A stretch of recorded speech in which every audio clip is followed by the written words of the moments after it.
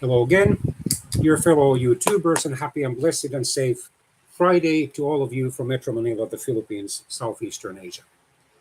So, this is going to be quite a serious and at the same time passionate video. I'm going to share my experiences, of course, selectively as a student and as a substitute and fixed term and other types of teacher from the 1980s to the early 2020s. So, what has really started to bother me in the recent years is this mantra that we keep hearing and reading and seeing. Less is more, and more is less. Do I believe that less is always less valuable and more is always more valuable? No. Do I believe that all the pedagogical innovations and creative variations of the styles of teaching and learning, all the new ones, are bad? No. Do I believe that all the old uh, pedagogical practices of teaching and learning are better than all the new ones? No. I believe that we should have flexibility. I believe that there are some valuable lessons that we can draw from the old pedagogical teaching and learning practices. And then there are various valuable lessons that we can draw from the newer, especially early 21st century pedagogical teaching and learning practices. And we should use our God given common sense, and those of us who are of the praying type should pray God to give more wisdom, good to give us that mixture of good cheer, twinkle in the eye, healthy, innocent sense of humor, um, abilities to prove to our students that we teachers really care about them, that we see them as incredibly unique and precious and capable individuals, whether they be children, teenagers, or fellow adults. That we and that we love to teach them. We don't do it out of obligation. We don't do it in order to earn some or even much money. No, we do it because we really deeply care about them. And that often then requires prayer, especially uh, for those students who have behavioral problems, who are disruptive, who are aggressive, violent, threatening, deeply disrespectful, and so forth. I've had my share of those students, although almost entirely or for the most part, thank God, back in Finland. Not here in the Philippines, where I've already lived since November 2014. But all things considered, more cannot always be less valuable in terms of especially lifelong learning, nor in terms of the ongoing pedagogical and academic developments and ways to help the countries, continents, regions, provinces, states, cantons, and of course cities and towns, and ultimately the individual schools to develop their curricula or teaching plans. Nor can less always be more. If more was always less valuable and less was always more valuable, why would we have the institutes of higher learning, of which there are at least thousands around the world? More like, well, I haven't consulted the statistics, but there could easily be hundreds of thousands of them, perhaps even millions. So the institutes of higher learning, so beyond grade school and high school, um, or especially beyond elementary school and junior high school. So vocational schools and colleges, polytechnic colleges, seminaries, mostly religious ones, but also educational or pedagogical seminaries, and of course, then universities and colleges of various kinds. both public and private ones. And then the international schools also often have, although not always, around the world, college and or university departments, which is wonderful because this is already the third year in a row when I'm teaching at an international school here in Metro Manila. And of course, I'm hoping and praying that there will be additional years also for me because I'm deeply committed to that school. I'm praying for it every day. I'm praying for my colleagues, for the school's owner, who is my employer. I'm praying for my students also every day. And I'm praying God to transform me and them so that our school will become progressively a better place for us to teach, otherwise work and learn in.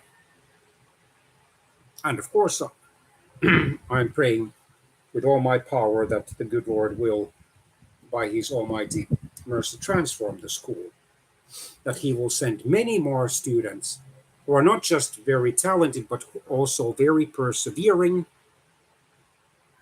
and excellent when it comes to the amount of effort they put into all the courses, not just their favorite courses, nor just or primarily the courses which are taught by their favorite teachers. No. We need consistently excellent and persevering learners throughout the world. Of course, we need such teachers, more of such teachers, that is true. And it's not fundamentally a generational thing. We, throughout history, we can read complaints by teachers that their students are not as diligent or as obedient as they used to be those years and decades back when they were students. And then likewise, we can hear and read and see complaints by students that their teachers are not considerate enough, they are too demanding, they load them, those students, with assignments without helping them enough. They grade students sometimes unfairly, either giving them lower grades than the students would have deserved or higher grades than certain students, favorite students of theirs, would have deserved. And everything in between. But I dare to say, having been born in 1972 and the good Lord willing, I will turn 50 this coming November. And having gone through my formal education mostly between 1979 and 2000, in Finland from 1979 to 1987, and again from 1993 to 2000, and then in between 1987 and 1993 in Canada.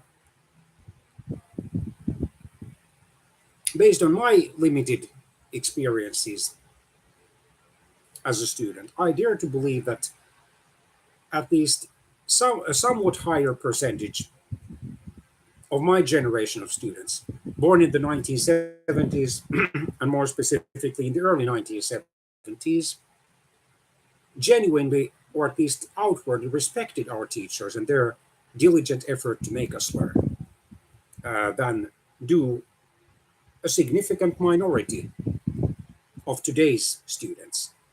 So if you want to call them young millennials or centennials or generation Zers or whoever, or just early 21st century children, teenagers and young adults, take your pick.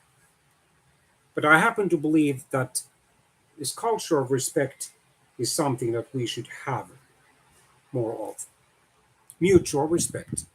So between the students and the teachers, and vice versa, between the teachers and the students. So more students should, when giving feedback, also couple it with the positive observations. And then, if they have issues with the teachers, they should raise those issues as early as possible and as personally as possible, instead of waiting for the teacher's evaluation that happens, depending on the school, at least twice per year, or then even several times per year. Or instead of contacting the principals or headmisters or headmistresses or headmasters or heads of department, they should schedule a video conference nowadays, especially because of the ongoing pandemic, with the teachers, but they should never only outline their criticisms of the teachers. They should, on each point, give constructive feedback, advise the teachers specifically on how and why those teachers should make those improvements and how exactly and why exactly those improvements would help not just those students themselves, but also their classmates or group mates or schoolmates learn better. And then what have the teachers nevertheless done correctly? I mean, if the students do all these and whenever they either don't understand a given lesson or, which is considerably more common, don't understand one or more specific parts of a given lesson, they should raise that with the teachers. Or if they're unsure, if they've understood correctly, if they disagree, they should raise that, albeit politely and respectfully and constructively, with their teachers. Or if they want to modify something that the teachers have taught them, or add something, and comment appropriately and politely and respectfully on something. So if they've regularly communicated with the teachers, if they've tried their hardest to keep up with the lessons, and if they've had the courage to then ask their teachers, sir, mom, miss, can you please slow down? Can you please go over this and that detail again? This or that concept and so forth. And if they've asked their teachers specific, clearly worded questions in order to help themselves and their classmates to learn, if they've done all this and they either have been ignored by their teachers or the teachers have given them inadequate or unclear answers, then they have every reason to complain. But if they haven't done this, especially if they've, for many or most of the lessons, been more or less passive, if even when invited by the teacher to ask or comment on something, they've never done so, and then they have given critical feedback, sir, mom, miss, hasn't taught clearly enough, and so forth. But they've never communicated with the teachers, never expressed their concerns, then that's unfair and that's inconsistent. Well, the human nature being what it is, we are all imperfect. We are all works in progress, and only if and when through the good Lord's grace we get to heaven. But we should nevertheless, during these brief and fleeting earthly lives, we should try to become our best selves, above all through his help. Even those of us who are teaching or otherwise working or learning at the world's secular or non-sectarian schools, as the term goes here in the Philippines. So what then makes the difference between less being more sometimes and more being less sometimes? I believe the following principles. Contents. Are they so carefully planned as to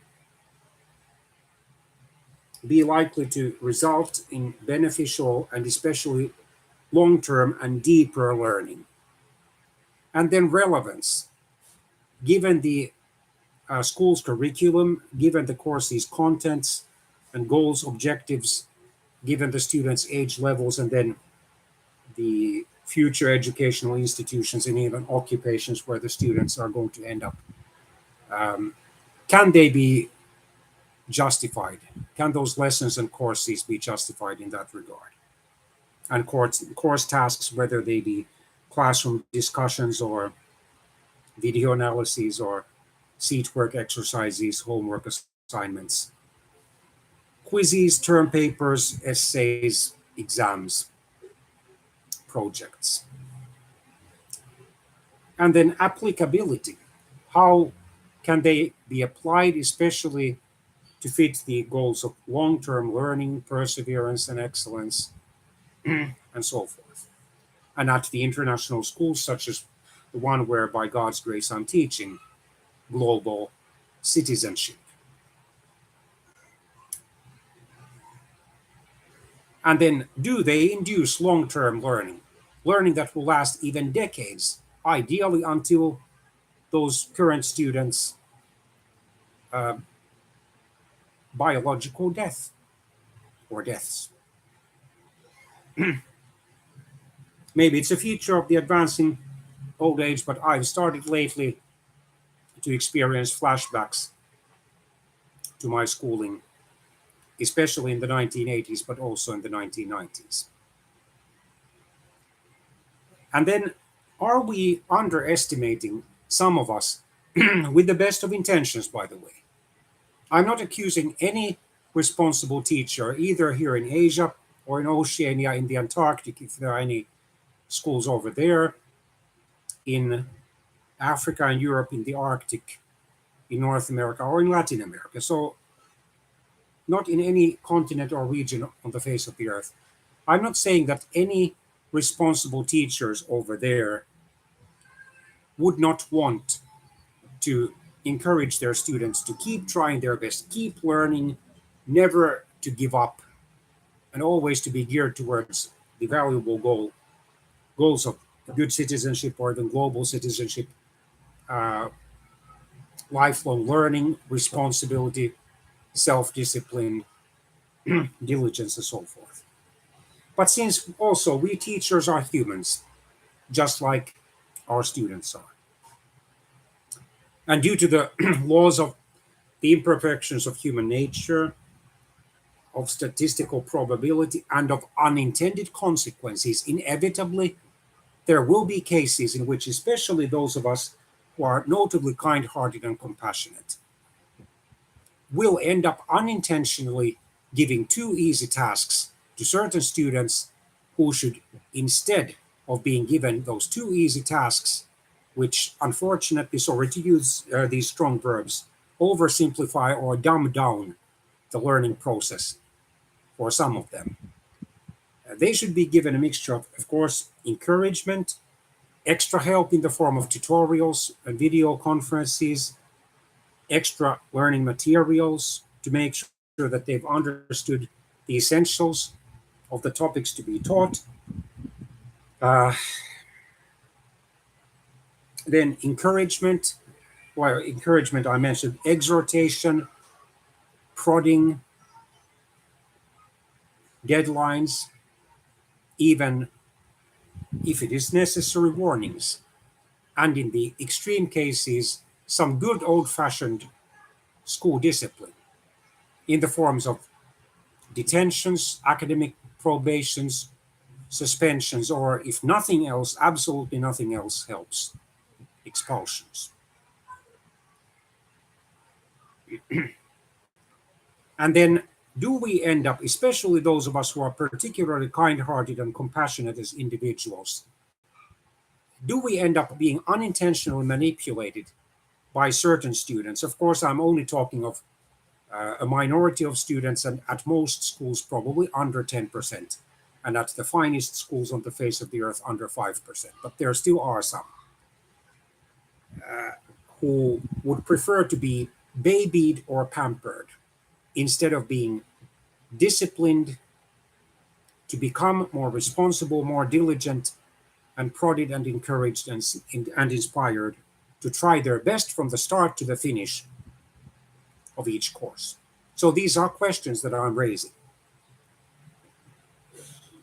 So soon I'll turn 50, the good Lord willing, and if He lets me live long enough, I plan to retire from teaching in my 60s, that is in the 2030s. And I dread the possibility of having, during my final decade and a half of teaching, if the good Lord lets me live that long, several or even many students who dislike exerting themselves, who dislike stretching their thinking, their intelligence, who dislike the maturing process, and who frequently complain, even straight to the faces of their teachers, including myself, whenever we dare to give them more than one or two tasks per lesson, and if we dare to give them more than one homework assignment. I dread that possibility, and I'm begging and praying the good Lord to spare us from it. And may those of us who are of the praying type make it a daily activity. What I do long for is the emergence of a new generation of students, ones who are excellent in behavior and in their effort from the start to the finish of all of their courses, not just those which are their favorite courses, nor just those or even primarily those which are taught by their favorite teachers.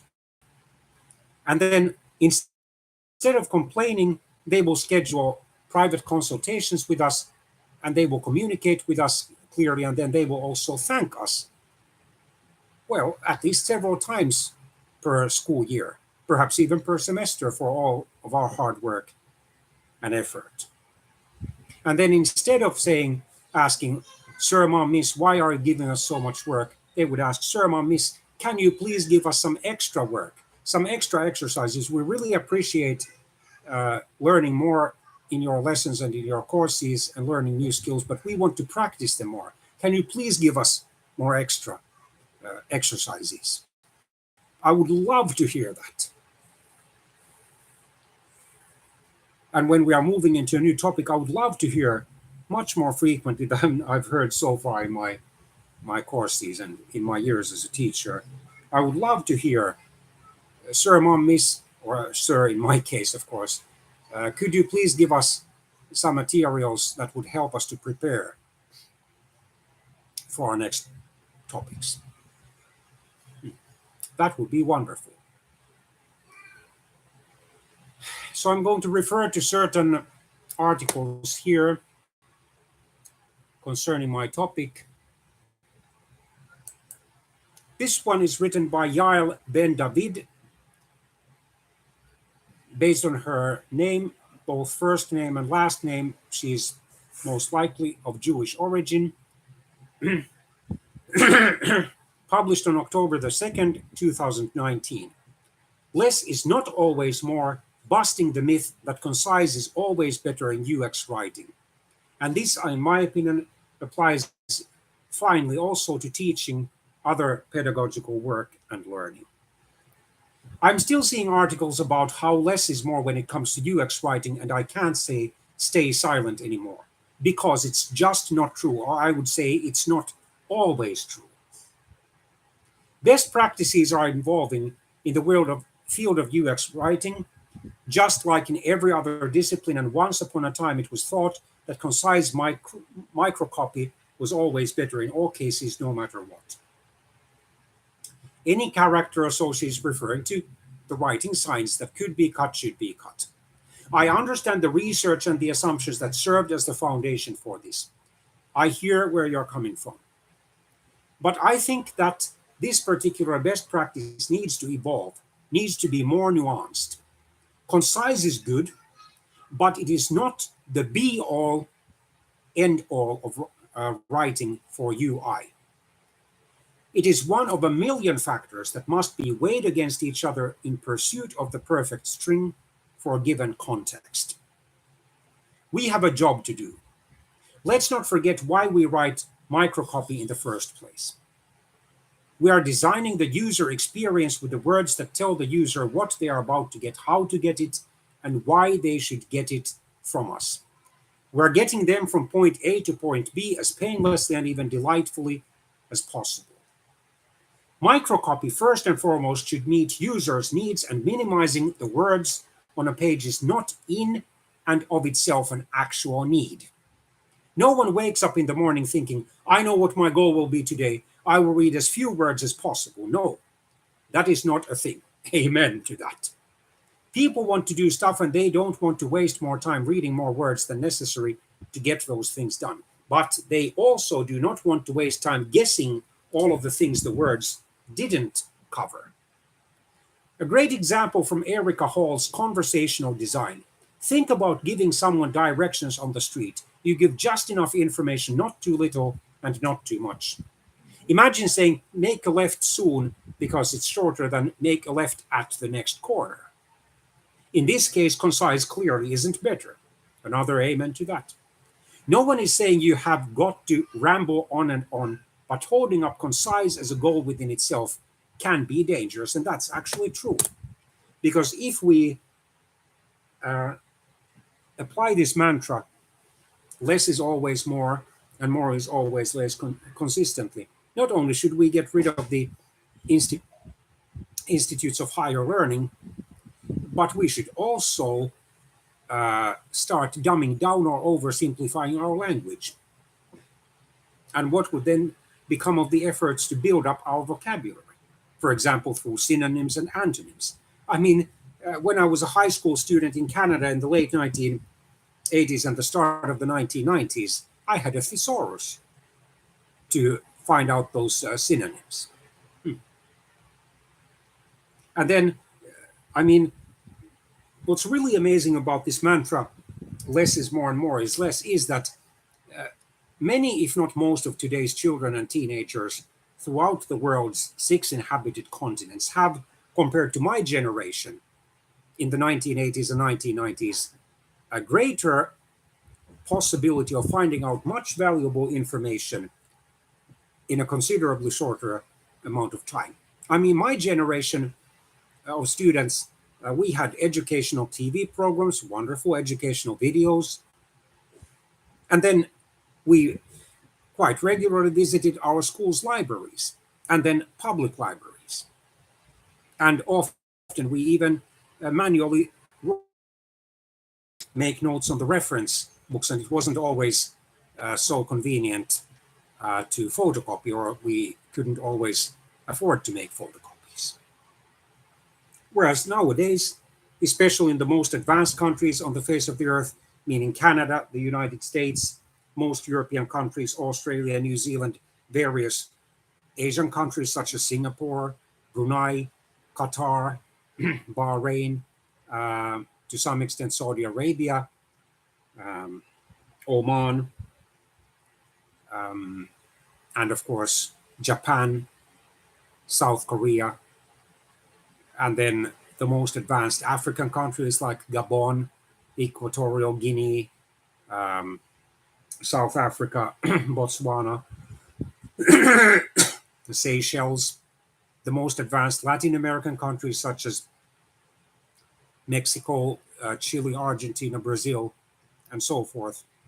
It's possible to copy and paste even hundreds of pages worth of information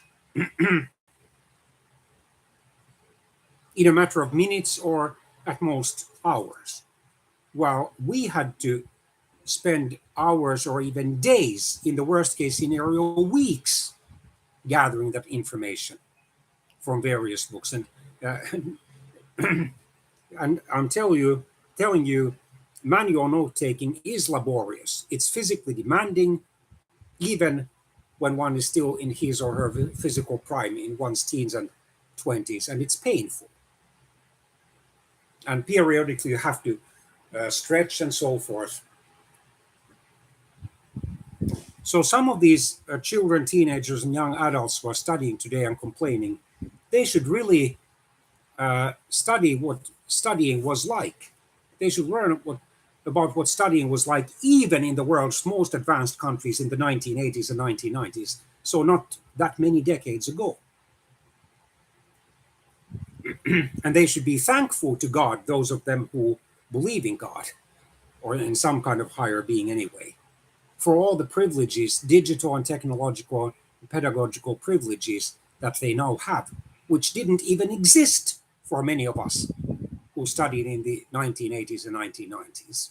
Sorry for being so emotional and passionate about this, but sometimes I'm a bit fed up with all that. So yes, we want to comfort, we want to educate, we want to encourage, inspire, and be reasonably merciful and lenient towards our students, but we can't always be. Sometimes we have to be hard on them. Human nature being what it is, and also the pedagogical rules being what they are. sometimes we have to ask them to do more for their benefit, for the sake of their longer term and especially lifelong learning and their emotional and ideally even spiritual development, becoming true children of God and servants of Jesus Christ.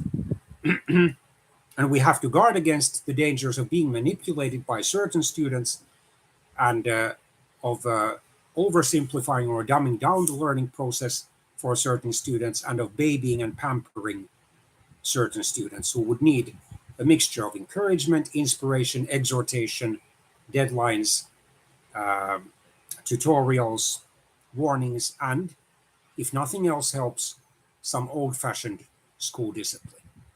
That's my main point here. Or those are my main points. Really, what we should mean when we talk about concise microcopy is as concise as possible, as long as the user's needs are all met. And then he would say in teaching, yes, as concise as possible, as long as we don't oversimplify the learning process, as long as we make the students do some edifying thinking and reflection on the importance of what we have taught them, and as long as the students will be inspired to learn more and apply practically and in other useful ways what they have learned.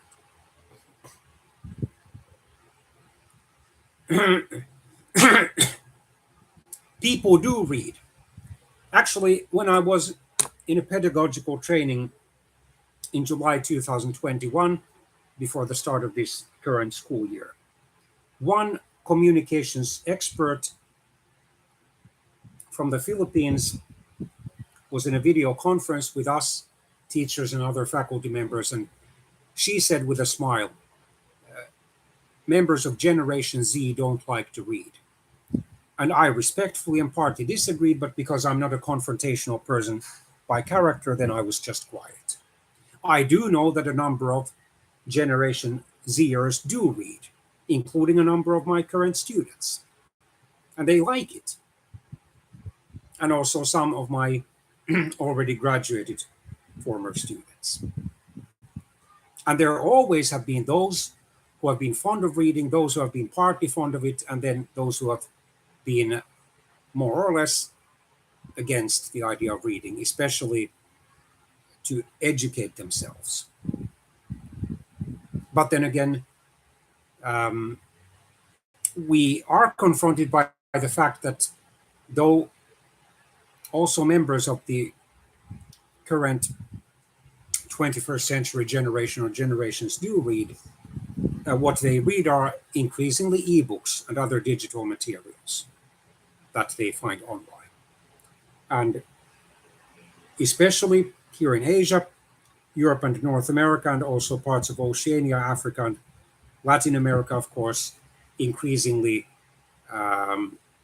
they turn from the printed books, such as this one, to the ebooks. I'm a sufficiently old-fashioned teacher to have also printed textbooks here at home, which is also my classroom. And I'm glad I'm not totally dependent on the ebooks.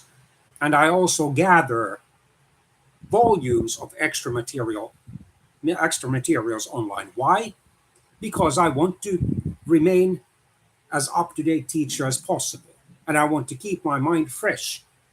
And I want to have as little inaccurate or outdated information or prejudiced information as possible. That is why. There's this myth that's been around forever about people having the attention span of a goldfish and how people don't read, and that's why we front load all of our copy, write concisely, and ensure that titles and button copy always make sense together when the user inevitably skips over the text in the middle. And this writer works in complex products, so her users read more than most. But in general, users have come to get something done, and they'll read as much as they need to, as long as they are clearly on track to reach their goal. And then words earn trust. Writing too briefly may make it look like you don't know what you're talking about. Also, teaching too briefly can make it look like you don't know what you're teaching about. Too little content may make it look like you were rushed, not thorough, like your business priorities may trump your users' priorities. Also applicable to teaching and learning. For long-term fruitful relationships, just like for long-term fruitful learning with our users, or in the cases of us teachers, with our students. We need to communicate with them, connect with them. It's not all or nothing, in quotation marks. Back when the internet was born and it was essentially a motley assortment of static web pages, it was born as we now know it in 1991 when Sir Timothy Berners-Lee, a British computer scientist, finished his 2-year project to create the World Wide Web. And indeed, for the first some or several years in the 1990s, it was essentially a motley assortment of static web pages. YouTube was only created in 2005, Facebook only in 2004, Twitter later in the 2000s, the first decade of this century, that is. The quantity of words was one of the only UI variables we had to work with. But we have come so far since then. We don't always have to choose between saying it all and keeping it short. We now have layers. And that's something that bothers me about some of these well-meaning pieces of advice. So there are only two choices. Either give the traditional lessons, teacher-centered lessons and reasonably detailed and long ones, or then the student-centered, funny, interactive, short mini lessons with rather few activities, as if there were no middle alternatives. Of course there are. And we as educators should indicate that clearly to each other and to our students. And then bottom line, concise isn't all it's cracked up to be. Amen. When you leave too much to guesswork, and this also applies to teaching and learning, because you haven't fully explained yourself, you waste even more time and cause frustration. Or then you might bore your most advanced learners who would like to be challenged by you as a teacher.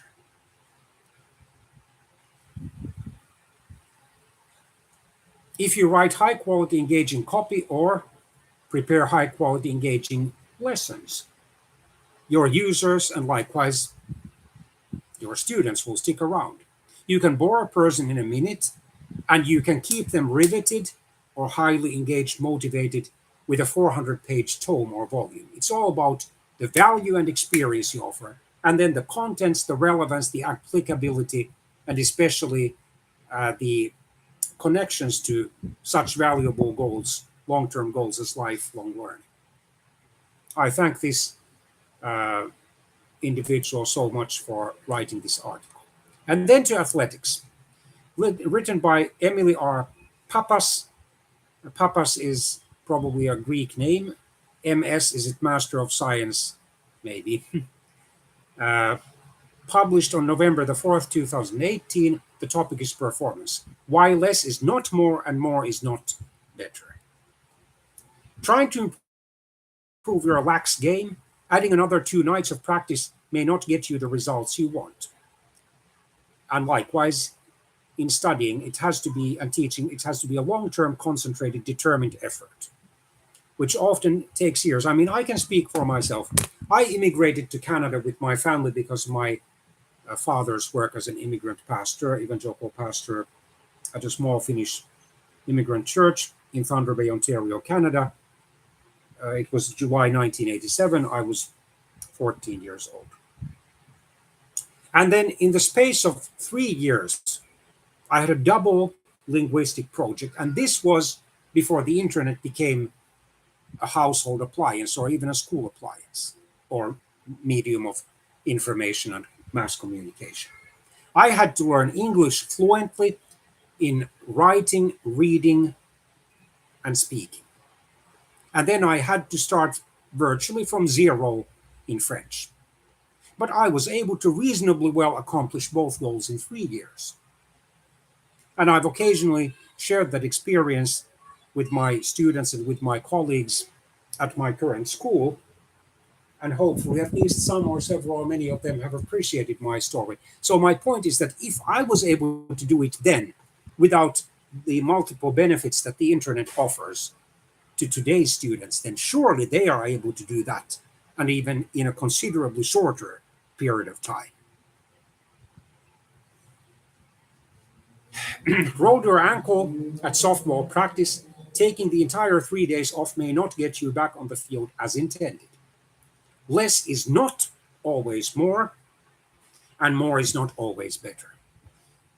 The relationship between training load or teaching load or studying load, then injury or some interruption in the teaching and or learning and or studying process and performance is much too complex to simplify in a do more or do less statement. That's exactly true, because every individual is unique. Every teacher and other educator is unique. Likewise, every student or other learner is unique. Rather, we have to consider the bigger picture when working towards a certain goal. Absolutely. Training is a necessary stressor, spelled stressor, to create a need for improvement or adaptation. Without training, there is no need to improve. That is true. Likewise, without proper teaching, there is little incentive to learn. And without an appropriate attitude, there is little incentive to study, regardless of how excellent teachers one has. But with stress comes fatigue or tiredness. And with more fatigue, the less your body is able to perform. Recovery methods allow us to manage our fatigue. Adequate recovery is necessary to allow the body reduce fatigue and return your body to its baseline or level of performance prior to training. We need to both increase recovery and reduce your training load, time, and intensity in sport training when we want to drive super compensation. And that is defined as the ability of your body to recover from hard training and adapt to improve your fitness above the baseline level. And then, if I were to translate it into pedagogical language, super compensation is the ability of your mind, your brains, your heart, attitudes to recover from hard teaching and studying and adapt to improve your academic and pedagogical fitness above the baseline level.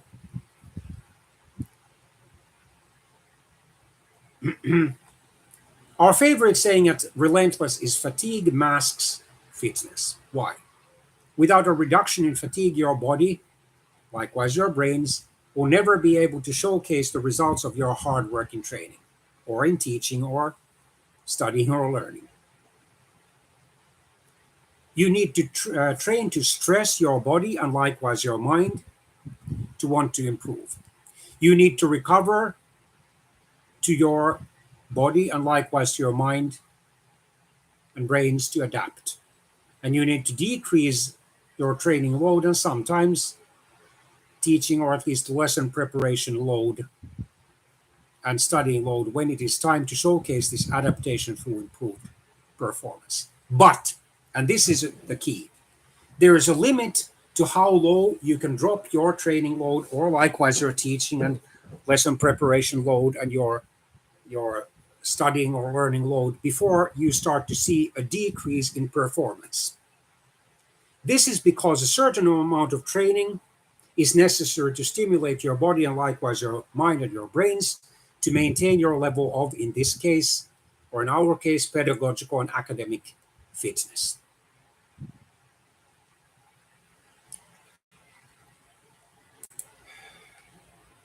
And then, um,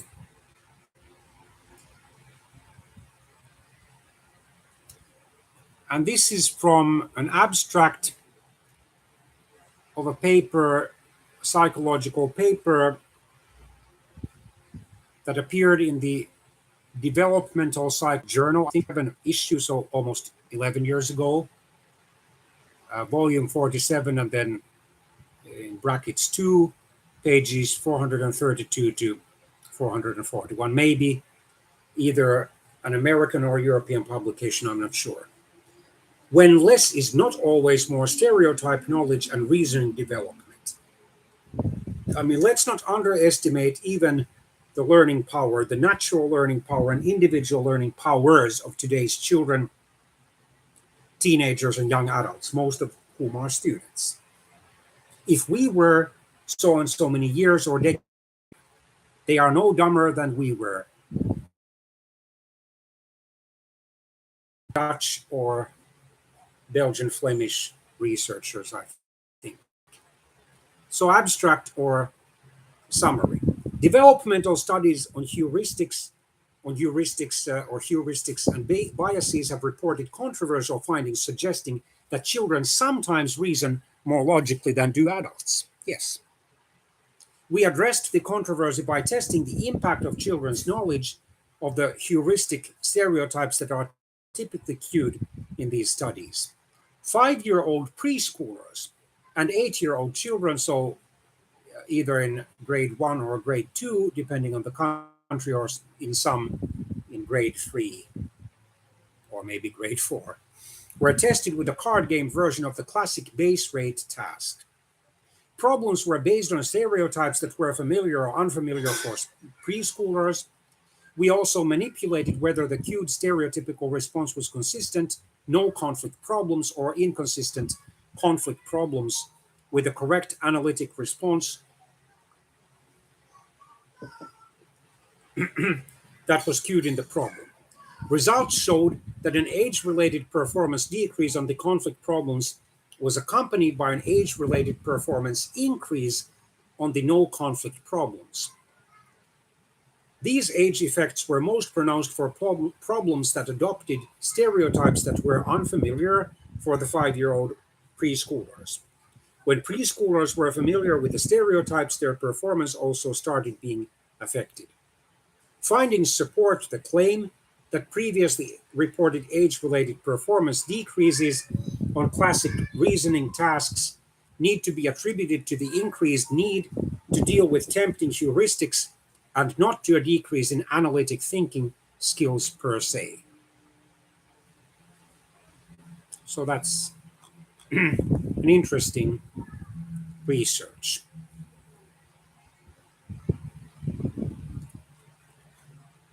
I won't comment on it further.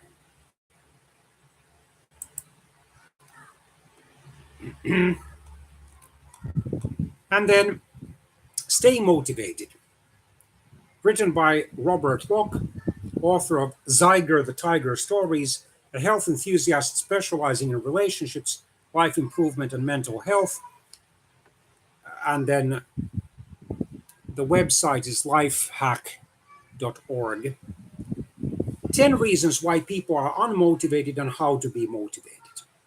So this is probably partly behind this mantra, less is more and more is less. So by simplifying and shortening the learning process, you keep more students motivated. Yes, up to a point, I do agree critically, but that is not always the correct way to use, especially when we are teaching children, teenagers, or young adults who are on the verge of graduating to the next level of education, or then in the cases of some teenagers and many or most young adults to the world of work. We can't endlessly oversimplify the learning process because otherwise it becomes more or less useless. There need to be fun and creative activities.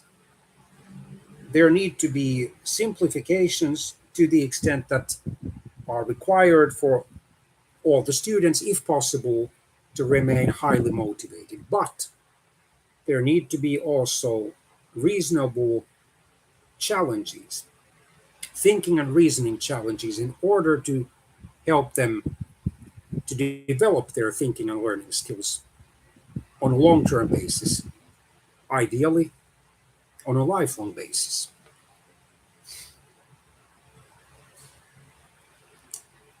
How many times have you said to yourself that you're going to do something, but you end up not following through with it because you weren't motivated enough?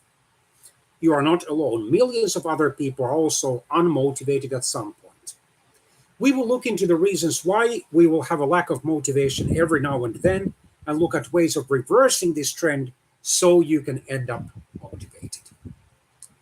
One, seeing only the bad side in anything that happens. So being um, basically a pessimist or even a cynic. And then a pessimist or a cynic in everything. Uh, One of the main differences being that a pessimist, at least certain types of pessimists, would like things to be better, but despair if they ever can be, while cynics then mockingly uh, state that the things can't get better, so let's enjoy life in some cynical way, mocking way, while we are still living, and then the afterlife or nothingness, which is, of course, the wrong way to go about it.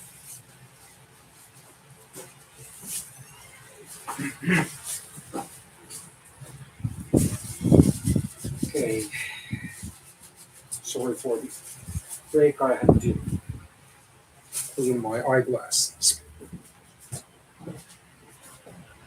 And how could this be applied to teaching and learning or study?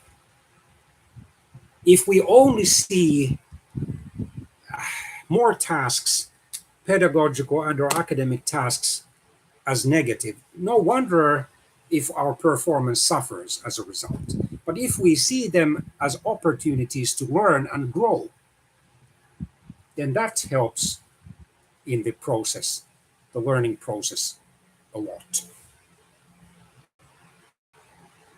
And also in the teaching process. If we, for example, remind ourselves, so and so many times you faced a similar hurdle and you were able to overcome it sooner or later. That's wonderful. Usually, unmotivated individuals have a terribly pessimistic view on their chances of success, although there are those who also are pessimistic partly because of laziness and staying inside their comfort zone where they don't have to motivate or exert themselves. And then, unfortunately, even some students, and this was an idea mentioned at least once or twice by one or two female colleagues of mine during my first full year of teaching in the school year 2005 to 2006 at a private Christian school in the Helsinki region of Finland. That certain students with learning problems, diagnosed learning problems, hide behind them and then think that they don't even have to try their best. And that's wrong.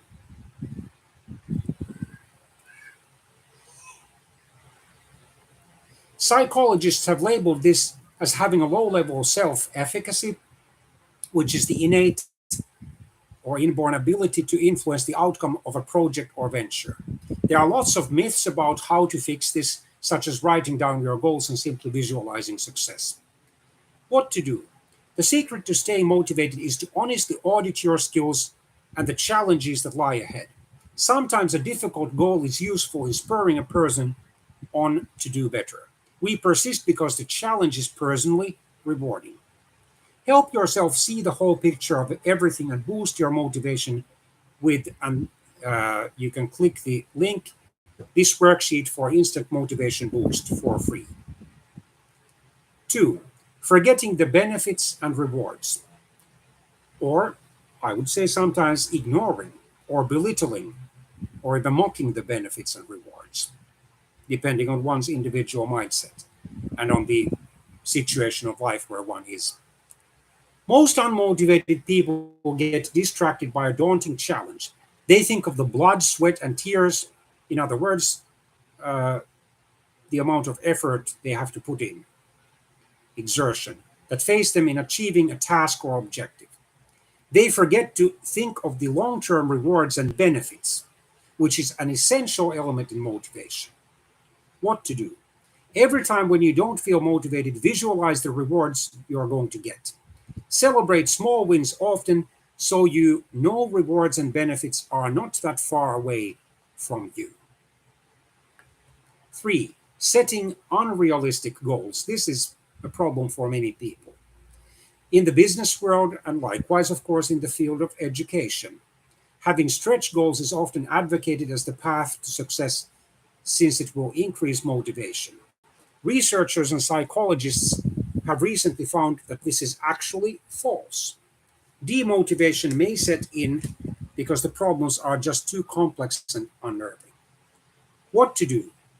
Much better approach is to break down projects into smaller challenges where one can see results in a much shorter space of time. This compartmentalization will give much more motivation, encouraging the individual to see a project through to the end. 4. Not realizing the importance of mini habits.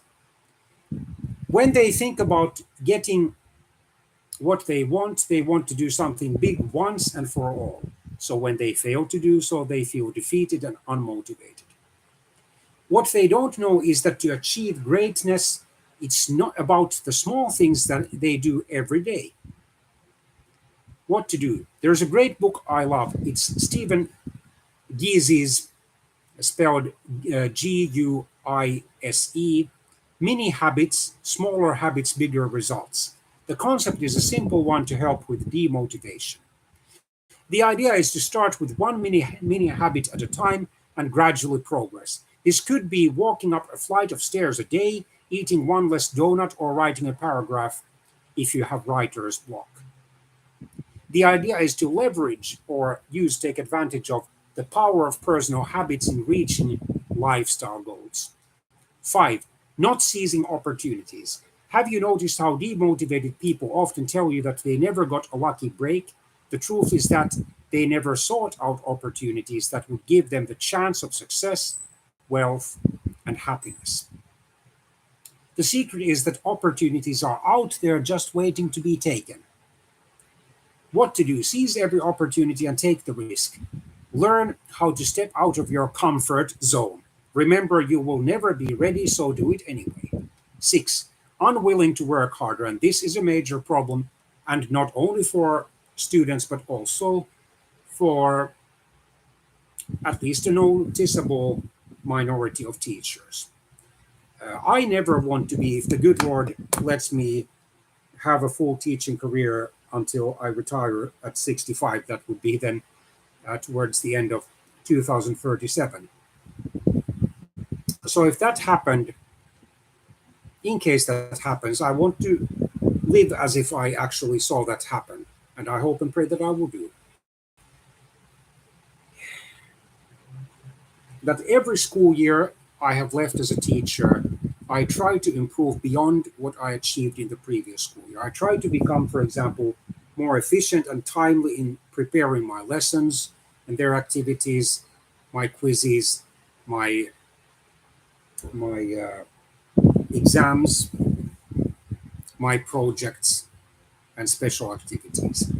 I try to learn from my mistakes as much as possible without repeating them.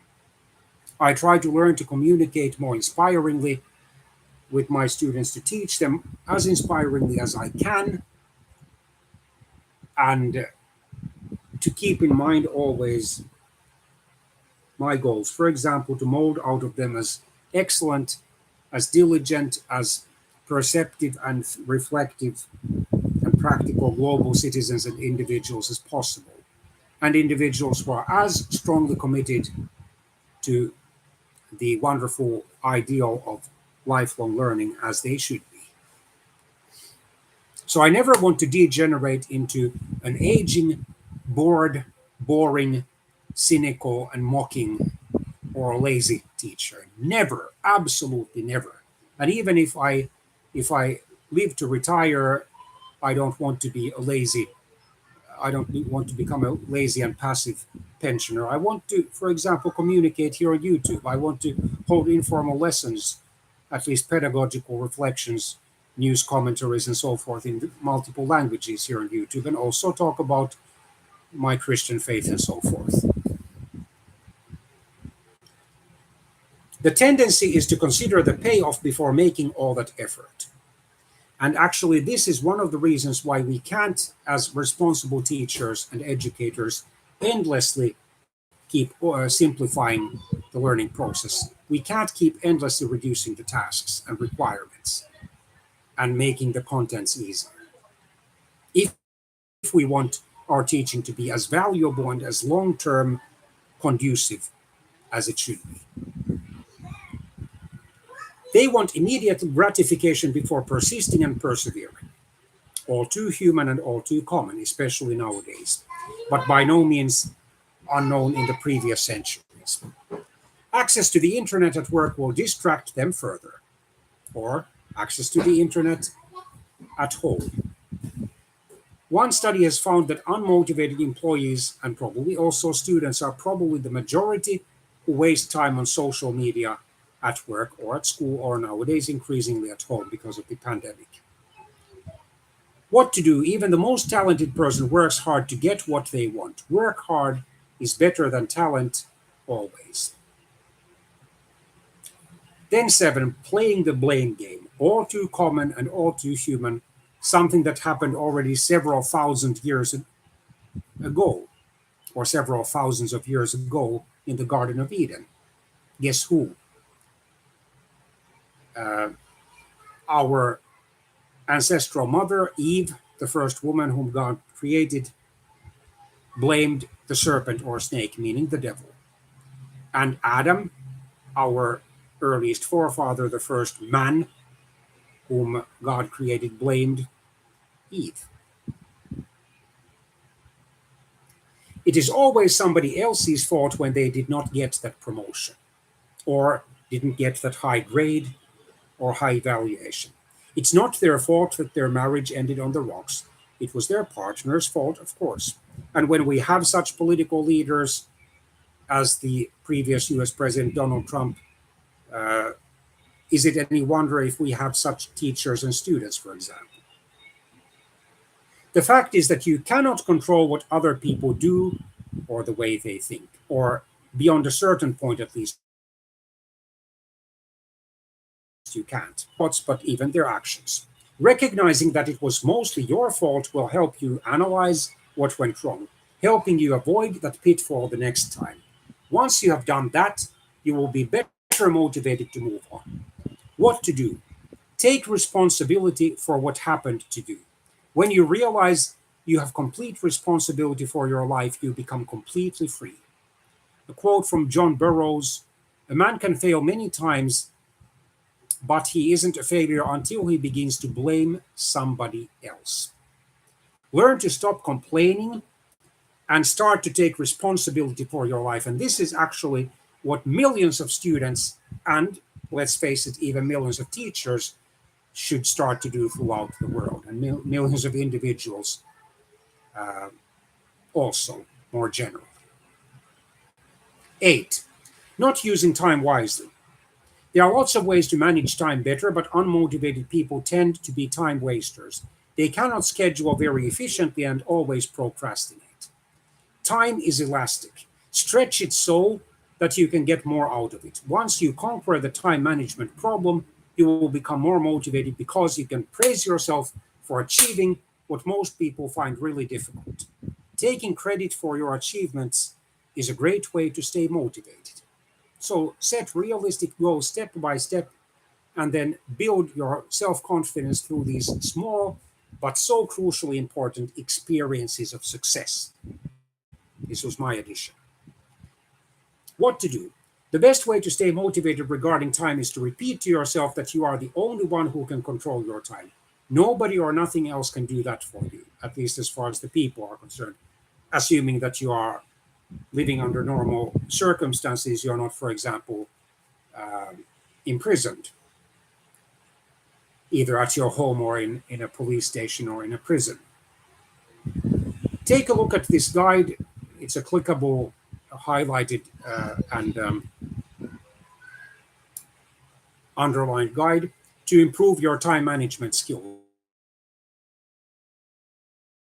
A step by 9, doubting their own talents. And I've seen this in students in Finland, in the Helsinki region, mostly where I taught for most of the time between August 2005 and October 2014, and also to some extent even here in the Philippines.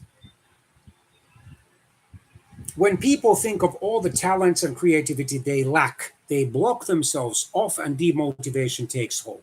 However, when they concentrate on the actual skills, talents, and qualities they possess, they become much more motivated. Negative thoughts will drag you downwards in a horrible spiral. And in the worst case scenario, they can result in, for example, massacres, school massacres, and other ones. Because often there are those desperados, this is my chosen term, so desperate people who see absolutely no reason to hope for a better future, who are fed up and disgusted with life, and instead of just taking their own lives, they want to end the lives of several, many, more or many, several or many people who supposedly are not fit to live either. And that's, I would say, satanic, ultimately. It's not God. Positive thoughts help you soar above the crowd. Of course, they need to be realistically positive thoughts, not unrealistic positive ones. Like, I'm the chosen one, I'm perfect, I'm the Son of God, or with a capital S. What to do? Believe in yourself and the talents you have. If you lack confidence in yourself, here's a step-by-step guide on how to be more confident. 10. Relying on social media, or I would modify it, over-relying on social media. Research on students' use of social media has pointed out that there is a reduction in creativity, less practice in writing skills, and an increase in multitasking for these students. But this is also true for us teachers. All these factors have contributed to lower grades and poor academic performance, or, for example, lower teacher evaluations and poorer pedagogical performance. This may be one reason why many become demotivated. Everybody is prone to being less motivated by the appearance or success of others, flaunting their status on Facebook, for example, or YouTube, Twitter, MySpace, what have you, Outlook, or Instagram. As the image so vividly illustrates, maturity comes when you stop posting every detail of your life on Facebook or Instagram. Amen to that. What to do? Take a break with social media or reduce its use. That's my modification. Learn how to break the habit of endlessly sticking to social media here. 5 psychological reasons you are addicted to Facebook and 5 ways to break the habit. Another great way to stay in the motivated fast lane is to prepare for obstacles and setbacks before they even occur. So we have to be sufficiently realistic. We can't be too naive or idealistic. This is one of the best ways of fighting back the demotivation inferno or hell. Final thoughts. Out of these many reasons why people are unmotivated, which one fits your case most? Know your reason and why you don't feel motivated and tackle its root cause. Stop procrastinating. Take your first step to make a small change. Make that small change your daily habit, and you will be staying motivated all the time. And then more to boost your motivation. These are 4 clickable, highlighted, and underlined internet links. Why is internal motivation so powerful and how to find it in brackets? How to get motivated and be happy every time you wake up. 9 types of motivation that make it possible to reach your dreams. How to crush your lack of motivation and always stay motivated.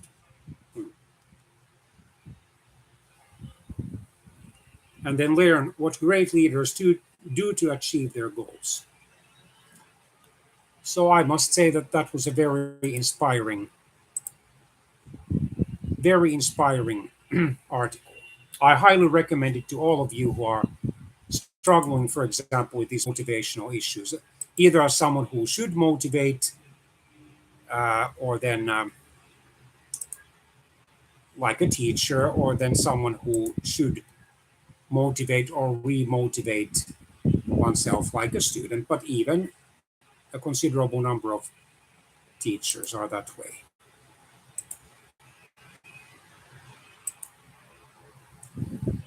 And then Journal of Intelligence article, sometimes more is better and sometimes less is better. Task complexity moderates the response time accuracy correlation. A group of researchers, probably German ones, Nicolas Becker, Florian Schmitz, Anja S. Göritz, and Frank M. Spinat, or Spinat. Yeah. So in German.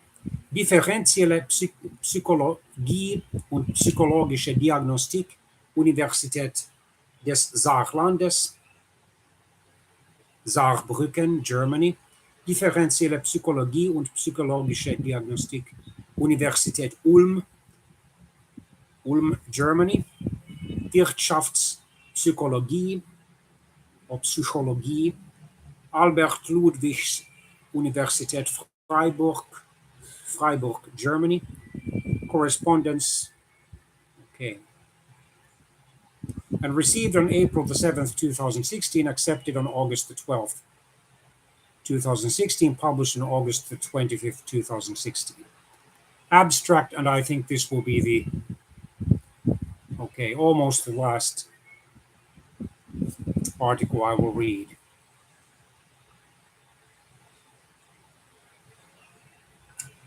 The study addresses the relationship between item response time and item accuracy, that is the response time accuracy correlation, or RTAC, in the Figueroa matrices text.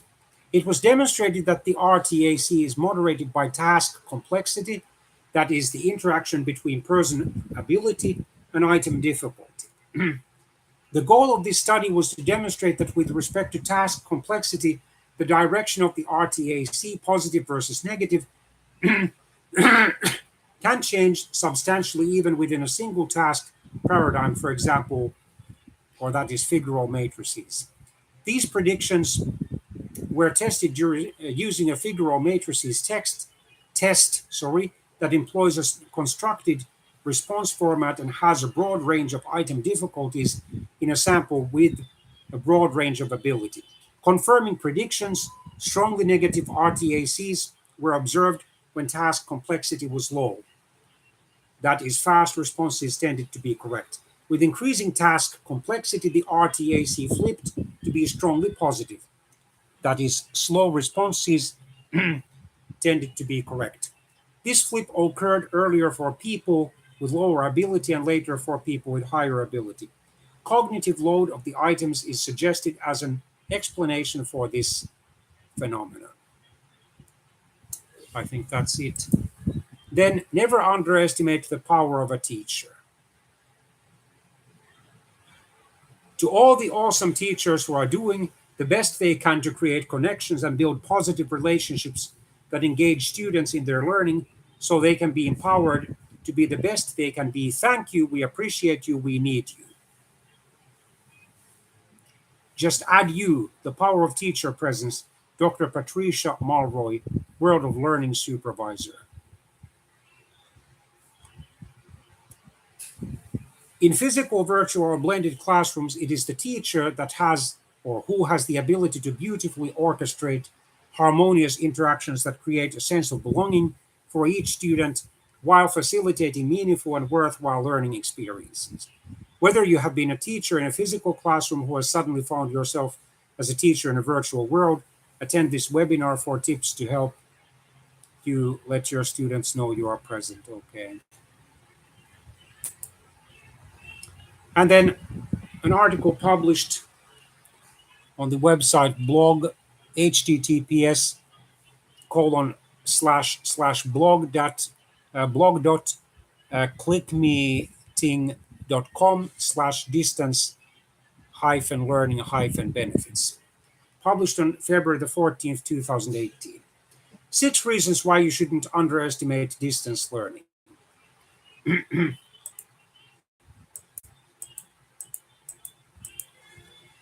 One can get a university degree after completing an online course. Two, students can keep on studying while traveling around the world. Three, universities can attract students from many different locations. Four, companies can use distance learning for internal purposes. Five, studying online can be as engaging as traditional education. Yes, ideally, that is true. Six, distance learning draws upon the latest technology trends as long as they are wisely used and as long as people don't get hooked on them.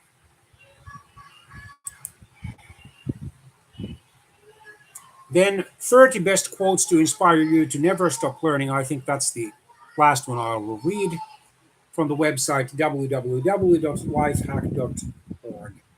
And then it's prefaced with https colon slash slash. Marietta Gentles Crawford, speaker, personal brand strategist.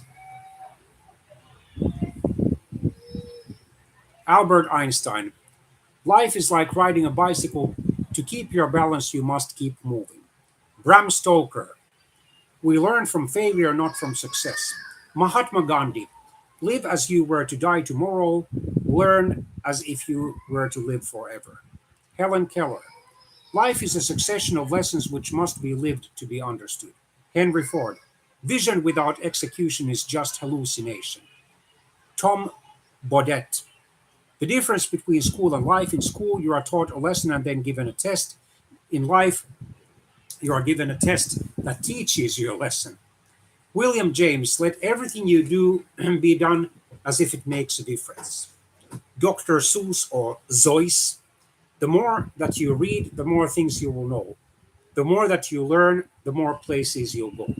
Benjamin Franklin, tell me and I forget, teach me and I may remember, involve me and I learn.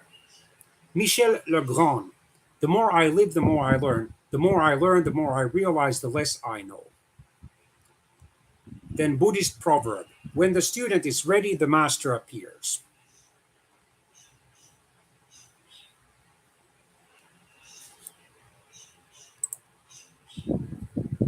Bob Marley, don't gain the world and lose your soul. Wisdom is better than silver or gold. Albert Einstein, the important thing is not to stop questioning. Curiosity has its own reason for existing. B.B. King, the beautiful thing about learning is nobody can take it away from you. Ray LeBlanc, you learn something every day if you pay attention. Henry Ford, anyone who stops learning is old, whether at 20 or 80. Anyone who keeps learning stays young, at least mentally. That's my addition. Socrates, the only true wisdom is in knowing you know nothing. Bill Vaughan, or Vaughan, people learn something every day, and a lot of times it's that what they learned the day before was wrong. Confucius, he who learns but does not think is lost. He who thinks but does not learn is in great danger. Robert A. Heinlein, I never learned from a man who agreed with me. Socrates, education is the kindling of a flame, not the filling of a vessel. Elbert Hubbard, the teacher is the one who gets the most out of the lessons, and the true teacher is the learner. Anton Chekhov, a famous late 19th and early 20th century Russian playwright. Wisdom comes not from age, but from education and learning. Jackie Joyner Kersee, a retired American, I think she was heptathlete and long jumper in the 1980s and 1990s. I maintained my edge by always being a student. You will always have something new to learn. Ronald E. Osborne, unless you try to do something beyond what you have already mastered, you will never grow. Walt Disney, the creator of the famous Disney enterprises. The past can hurt, but the way I see it, you can either run from it or learn from it. Jennifer Aniston, a famous American actress, most famous for the Friends situational comedy in the 1980s and 1990s. There are no regrets in life, just lessons. Robert E. Lee, the education of a man is never completed until he dies. Oprah Winfrey, turn your wounds into wisdom. So I hope and pray that this lengthy video has been helpful to all of you, whether you are teachers or other educators, student teachers, teacher students, or parents, or guardians, or just other people interested in teaching and learning. May God bless and protect, have mercy on and guide and transform you all. Bye bye for the time being.